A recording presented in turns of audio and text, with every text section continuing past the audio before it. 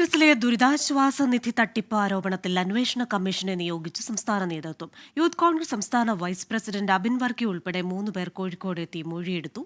പണം വകമാറ്റിയതിലും പരാതി പുറത്തുവന്നതിലുമാണ് അന്വേഷണം. കോഴിക്കോട് ചേളന്നൂർ യൂത്ത് കോൺഗ്രസ് മണ്ഡലം വൈസ് പ്രസിഡന്റ് അശ്വിനും പ്രവർത്തകൻ അനസും ദുരിതാശ്വാസ നിധി വകമാറ്റി ചിലവിട്ടു എന്നായിരുന്നു പുറത്തുവന്ന പരാതി. രാഹുൽ മാങ്കൂട്ടത്തിന് മണ്ഡലം പ്രസിഡന്റ് അജൽ ദിവാനന്ദ അയച്ച പരാതി പുറത്തു വന്നതോടെയാണ് വിവാദമായത്.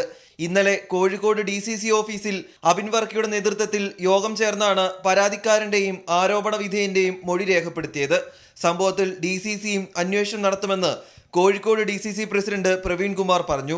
യൂത്ത് കോൺഗ്രസ് അന്വേഷിക്കുന്നുണ്ട്, DCCയും പരാതി ലഭിച്ചിട്ടുണ്ട്, DCCയും അന്വേഷിക്കുന്നുണ്ട്.